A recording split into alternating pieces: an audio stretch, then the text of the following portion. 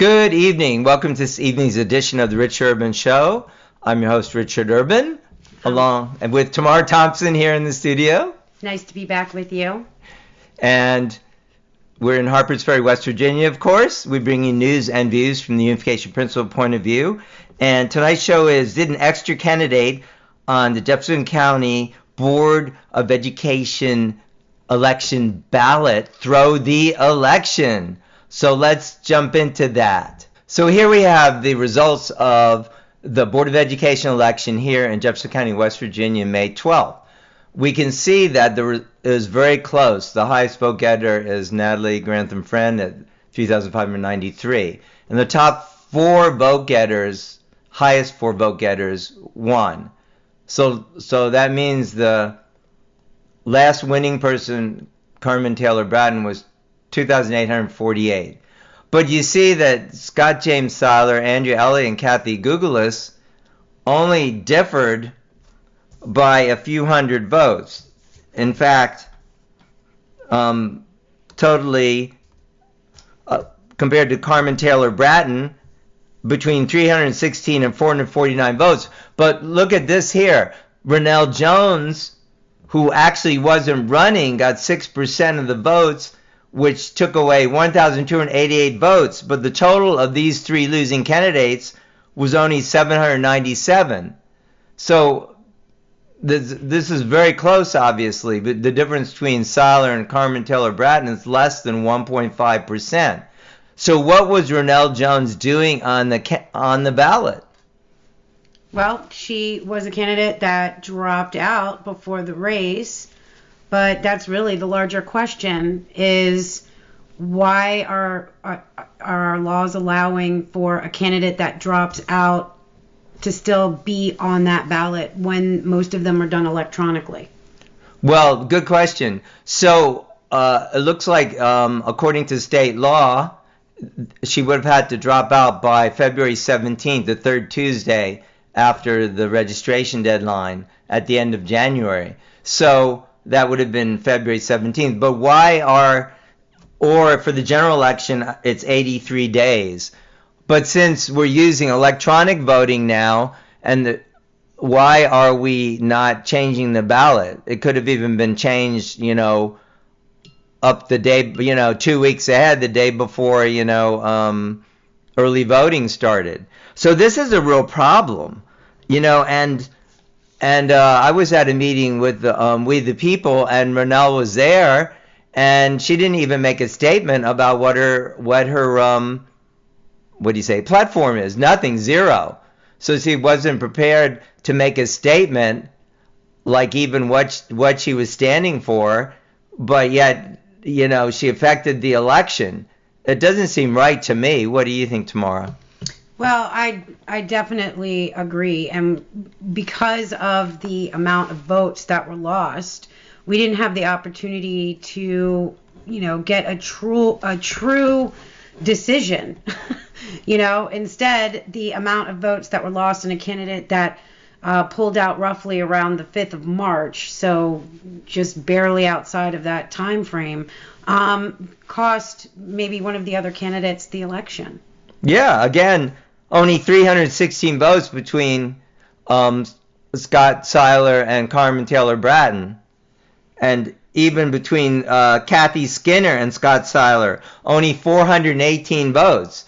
That's only 1/3 of the amount that were sucked up by Ranale Jones. This seems really wrong. I don't know. I think, honestly, I'll say I think it's suspect. Why is this person on the ballot when they didn't? Apparently, by my estimation, this is of course just my opinion, but judging from when Miss Jones came to the Tea Party meeting, she wasn't prepared at all to run. So what was she doing on the ballot? I mean, that's a really open question. That is an open question. So I think this is really a problem. I mean, you see how close the election is. So I think to avoid this kind of situation, like you were saying, Tamara, in the future, we need to change the law. Okay, now we're using, like, love it or hate it, at least as long as we're going to use electronic voting, let's get some advantage to it that we can change the ballot in a quicker time, like with say 30 days ahead, or even, you know, now it's possible. I don't know when the mail ballots are printed, but I think we have a very small percentage of mail-in ballots in West Virginia. Most of it's electronic, and I understand even the military votes electronically. So her name could have been removed, and in my opinion, she threw the election and messed it up. It wasn't her personally, in the sense that if it was Joe Smith or Jill Smith or Bob, whoever, it could have been whoever was on there that wasn't supposed to be on there. That is basically through our election. Right. And the lack of removing her and the voters not knowing. I mean, her name was listed on the ballot, of course, because it fell within that window. And most of the voters did not know, so they voted for her. So that, that wasn't her, her fault. Now, not to negate any health problems either, because she told me that she had removed herself from the election because she was suffering from some personal issues, and I, more than anybody, can understand that. But, also, when our legislation fails us to represent the constituency and our voting is misused and misguided, then we have a problem with that, because we're not talking about a little amount of people here. We only had 21% participation in the primary voting, okay? 1,288 votes lost is enough to tip the scales, and we all know that. So there has to be a better way. There just has to be a better way. Absolutely. Totally agree with that viewpoint. So in conclusion, it's very unfortunate that having an extra person, in my humble opinion, through the Board of Education election here in Jefferson County, West Virginia, which was so close, and we've been stuck with these same people like Kathy Skinner and Lori Ogden, for another term, and they've already been there, I think since 2018, was it? Yeah. And it's time for us to get rid of the antiquated legislation that allows for this kind of thing to happen, because really it strips us, the constituents, of our say, of who we want to represent us. And I'm sure the constituents that went in and voted for Mrs. Jones didn't realize that she had removed herself from the electoral process. I happen to know, because I followed up with her about her candidacy. So if that was, now that everything is electronic and we don't need as much time, we could have handled this better as a community.